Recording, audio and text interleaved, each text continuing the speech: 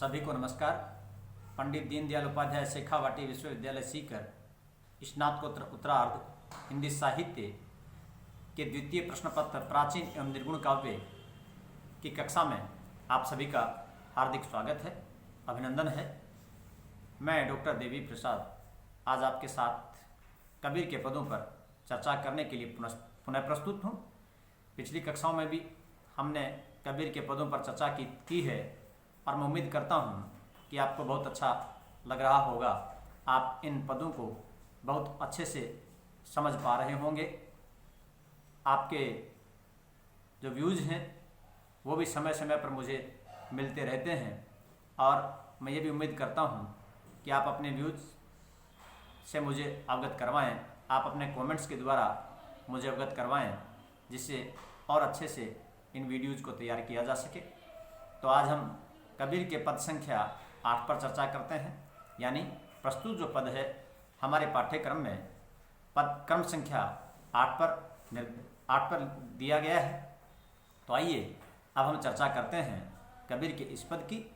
और प्रिय विद्यार्थियों, आप सभी जानते हैं कि कबीर एक महान चिंतक हुए हैं, एक महान दार्शनिक हुए हैं, एक क्रांतिकारी विचारों के धनी रहे हैं, जिन्होंने पूरी तरह से आमूलचूल परिवर्तन करना चाहा है इस व्यवस्था में।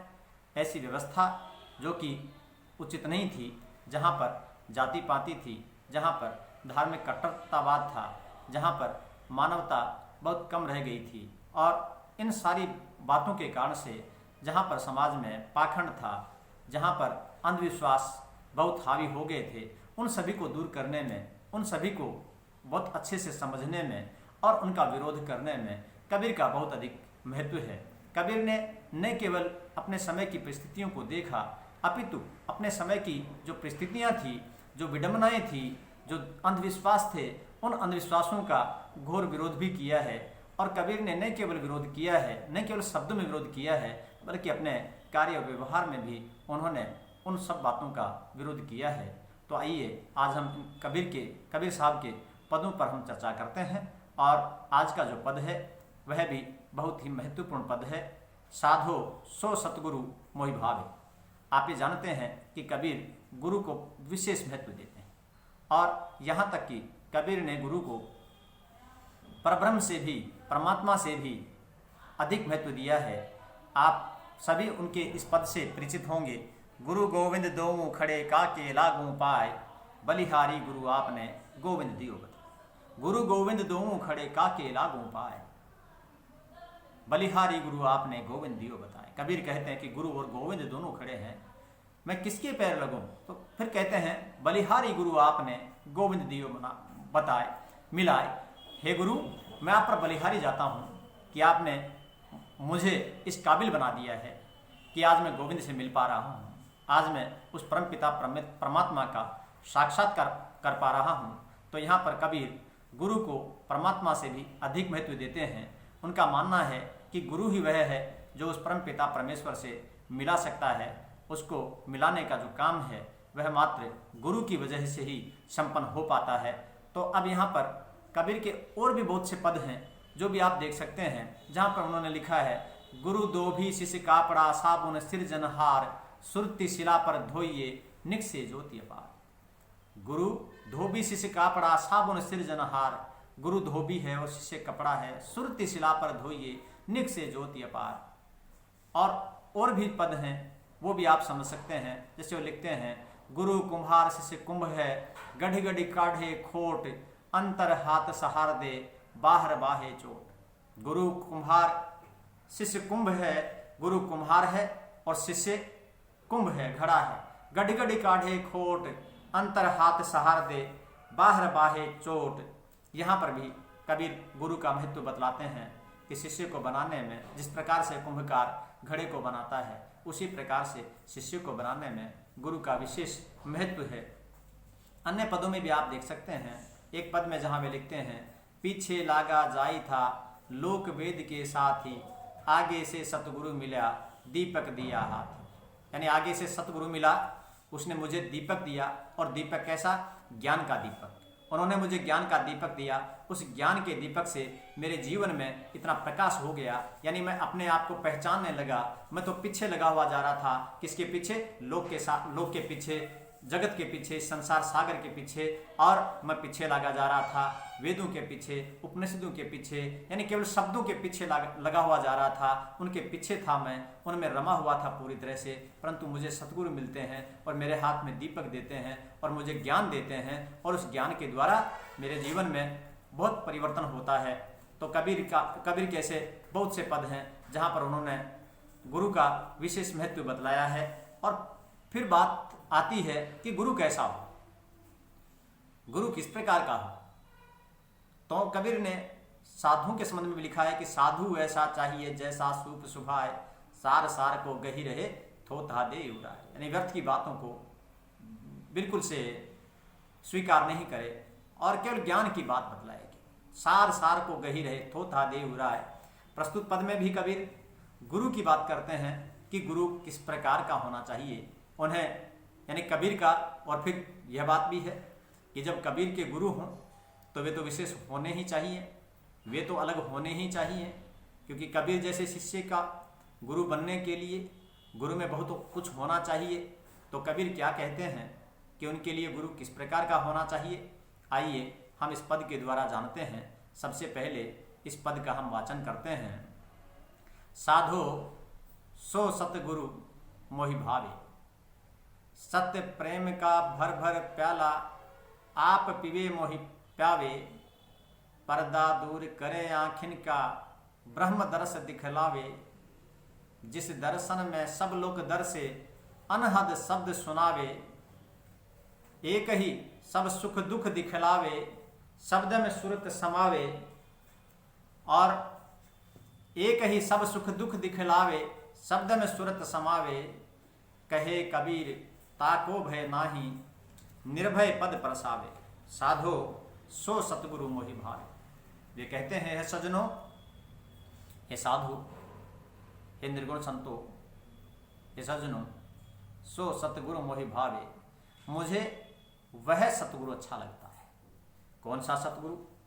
जो सत्य प्रेम का भर भर प्याला, जो सत्य प्रेम का भर भर प्याला, आप पीवे मोहि पावे, जो सत्य प्रेम का, जो वास्तविक प्रेम, सत्य प्रेम, वास्तविक प्रेम। देखिए कबीर कितने महत्वपूर्ण बात कहते हैं। कहने को तो प्रेम बहुत है, परंतु सच्चा प्रेम, परंतु वास्तविक प्रेम मिलना बहुत मुश्किल है, असंभव सा काम है। तो कबीर यहाँ पर सत्य प्रेम का भर भर प्याला, कबीर वास्तविक प्रेम को महत्व देते हैं। कबीर कहीं भी दिखावे में विश्वास नहीं करते हैं। जो भी दिखावा है, जो भी पाखंड है, उसका कबीर विरोध करते हैं। तो यहाँ पर भी कबीर कहते हैं कि जो सत्य प्रेम का भर भर प्याला, आप पीवे मोहि प्यावे, सत्य प्रेम। कबीर का मानना है कि सत्य प्रेमी मिलना, सच्चे प्रेमी मिलना, अर्थात सच्चे साधु मिलना बहुत मुश्किल है। कबीर ने एक पद में लिखा भी है, तेरा जन एक आध है कोई। परमात्मा से कहते हैं, तेरा जन एक आध है कोई, यानी तेरा कोई जो साधक है, जो भक्त है, वो कोई एक आधा है। तो यहाँ पर भी वे सच्चे प्रेम को महत्व देते हैं। सत्य प्रेम का भर भर प्याला, आप पीवे मोहि पावे। जो सत्य प्रेम का, जो वास्तविक प्रेम है, उसके प्याले भर भर के आप पीवे मोहि प्यावे, आप भी पीवे और मुझे भी पिलाए। कबीर का मानना है कि जो स्वयं प्यासा हो वो दूसरे को क्या पिला सकता है। तो कबीर यहाँ पर कहते हैं कि गुरु किस प्रकार का हो, यानी प्रेम का और ज्ञान का, जिसमें स्वयं में भी ज्ञान हो, जिसमें स्वयं में प्रेम हो, और वह आप पीवे मोहि प्यावे, वह स्वयं भी पिए उसका और मुझे भी पिलाए। पर्दा दूर करे आँखिन का, और आँखियों का पर्दा दूर करे। पर्दा दूर करना, पर्दा दूर करने का अर्थ है ज्ञान के चक्षु खोलना, पर्दा हटा देना। पर्दे में से सारी चीज़ें, सारी वस्तुएं साफ दिखाई नहीं देती हैं, पर्दा वस्तुओं को धुंधली कर देता है, और अगर वह पर्दा अज्ञान का हो तो वह बहुत कुछ गलत फहमियाँ भी पैदा कर देता है, बहुत इस प्रकार का अज्ञान पैदा कर देता है। तो कबीर कहते हैं, देखिए मित्रों, कबीर का एक एक शब्द बहुत महत्वपूर्ण है, और कबीर के जो पद हैं वे भी बहुत महत्वपूर्ण हैं। यहाँ पर देखिए, पर्दा दूर करे आँखिन का, आँखों का पर्दा दूर कर दे। आँखों पर जो भ्रम की पट्टी पड़ी हुई है, आँखों पर जो अज्ञान का जो पट्टा है उसको दूर कर दे, ब्रह्म दर्श दिखलावे, और वह उस ब्रह्म के दर्शन करवा दे, उस ईश्वर के दर्शन करवा दे। पर्दा दूर करे आँखिन का, ब्रह्म दर्श दिखलावे। और फिर कहते हैं, जिस दर्शन में दर्शन कैसा होना चाहिए, जिस दर्शन में सब लोग दर्शे, जिस दर्शन में सभी लोक दिखाई दें, अनहद शब्द सुनावे, जिस दर्शन में सभी लोक दिखाई दें और वहाँ पर उस परब्रह्म का शब्द सुनाई दे। चारों ओर जहाँ भी देखो सभी लोकों में वहाँ पर उस परब्रह्म का जो अनहद शब्द है वही सुनाई दे। और फिर कहते हैं, एक ही सब सुख दुख दिखलावे, शब्द में सूरत समावे। और वहाँ पर मुझे एक साथ ही सुख दुख, एक ही सब सुख दुख दिखलावे, यानी ऐसा शब्द में सूरत समावे, मेरी उस शब्द में सूरत समाए, अर्थात मैं उस परमात्मा में, मैं उस ऐसे जगत में विलीन हो जाऊं, मुझे वो ऐसा ज्ञान दे, और उसके कारण से एक ही सब सुख दुख दिखलावे, मुझे उसके कारण से सुख और दुख दोनों एक ही समान दिखलाई पड़े। जहाँ सुख में और जहाँ दुख में मेरे लिए कोई अंतर नहीं रहे, जहाँ मुझे सुख और दुख दोनों एक समान लगें, जहाँ पर मैं जहाँ पर सुख पाकर के बहुत अधिक आनंदित नहीं हो जाऊँ, बहुत अधिक प्रफुल्लित नहीं हो जाऊँ, और मैं उस परमपिता परमेश्वर को भूल नहीं जाऊँ, ऐसी भी स्थिति नहीं आए। और उस दुख में मैं केवल अपना ही चिंतन करूँ, और उस दुख के कारण से भी मैं परमात्मा को नहीं भूल जाऊँ, तो भी इसलिए कबीर कहते हैं कि सुख दुख दोनों एक समान दिखलाए। देखिए, सुख और दुख के लिए कबीर ने ईश्वर स्मरण के लिए भी एक दोहा कबीर का प्रसिद्ध है, जहाँ पर वो कहते हैं, दुख में सुमरन सब करे, सुख में करे न कोई, जो सुख में सुमरन करे तो दुख काहे को हो। वहाँ पर दुख और सुख की बात करते हैं उस दोहे में भी, और प्रस्तुत पद में भी कबीर सुख और दुख की बात करते हैं। इसलिए कबीर सुख और दुख को दोनों को एक समान देखना चाहते हैं, एक ऐसी स्थिति पाना चाहते हैं जहाँ पर सुख और दुख का कोई विशेष महत्व नहीं रह जाता, जहाँ पर सुख और दुख दोनों एक समान लगें। इसलिए कबीर साहब कहते हैं कि एक ही सब सुख दुख दिखलावे, शब्द में सूरत समावे, कहे कबीर ताको भय नाही, निर्भय पद परसावे। फिर कबीर कहते हैं कि ऐसा सतगुरु मिलना चाहिए, सतगुरु ऐसा होना चाहिए। कबीर कहते हैं ताको भय नाही, और फिर वहां पर जाकर किसी प्रकार का भय नहीं रहे, किसी प्रकार का डर नहीं रहे। गुरु ऐसा होना चाहिए जो सारे भय दूर कर दे, जो सारे शोक, सारे संताप, सारी चिंताएं दूर कर दे, संसार का सारा भय दूर कर दे। गुरु को ऐसा होना चाहिए, और जो ईश्वरीय ज्ञान देकर निर्भय पद परसावे, जो ईश्वरीय ज्ञान देकर ऐसा प्रेम भक्ति जगाकर और परम पद की उपलब्धि करवा दे, परम पद को प्राप्त करवा दे। तो कबीर कहते हैं कि गुरु किस प्रकार का होना चाहिए, जो निर्भय कर दे और जो परम पद की प्राप्ति करवा दे। और वह प्राप्ति किस प्रकार से करवाता है? गुरु ज्ञान दे करके, गुरु उस शिष्य में उस ईश्वर के प्रति प्रेम उत्पन्न करके, और उस परमपिता परमेश्वर का मार्ग दिखलाकर उस शिष्य को उस योग्य बनाता है कि वह परम पद की प्राप्ति कर लेता है, और सांसारिक मोह माया से, सांसारिक बंधन से, सांसारिक सुख और दुख से दूर हो जाता है। तो कबीर कहते हैं कि मुझे इस प्रकार का गुरु अच्छा लगता है, इस प्रकार का गुरु मुझे प्रिय है। साधो सो सतगुरु मोहि भावे, सत्य प्रेम का भर भर प्याला आप पीवे मोहि पावे। ये सजनों, मुझे वह सतगुरु अच्छा लगता है जो सत्य प्रेम का भर भर प्याला आप पीवे मोहि पावे।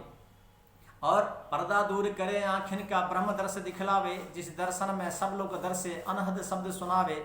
एक ही सब सुख दुख दिखलावे, शब्द में सुरत समावे। कहे कबीर ताको भय नाही, निर्भय पद परसावे। साधो सो सतगुरु मोहि भावे। अगर हम विशेष की दृष्टि से इस पद में देखें तो यहाँ पर एक शब्द का प्रयोग हुआ है अनहद, और दूसरा शब्द विशेष रूप से आया है सुरत। ये दोनों ही पारिभाषिक शब्द हैं और इन शब्दों की सिद्धों और योगियों ने अटल जटिल व्याख्या की है।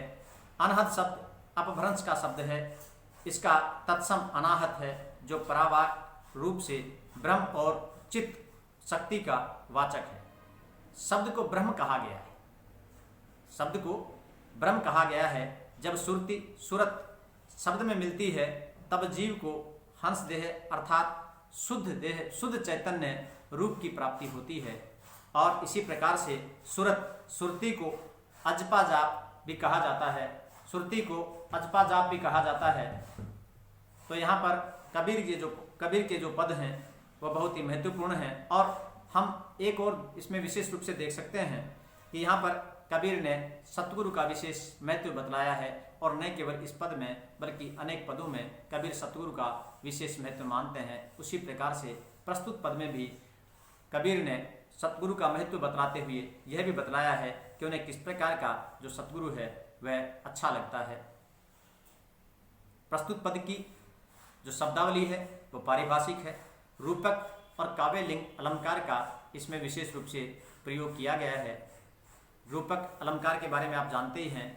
उपमेय को उपमान कर दिया जाना, जहाँ उपमेय पर उपमान का अभेदात्मक आरोप कर दिया जाए वहाँ रूपक अलंकार होता है। और काव्य लिंग अलंकार जहाँ पर किसी बात का सैकड़ समर्थन किया जाए वहाँ पर काव्य लिंग अलंकार होता है। तो इस प्रकार से मैं उम्मीद करता हूँ कि आपने इस पद को बहुत अच्छे से सुना और इसकी व्याख्या को परीक्षा में बहुत अच्छे से कर पाएंगे। आपने मुझे सुना, इसके लिए आपका बहुत बहुत धन्यवाद। Thank you.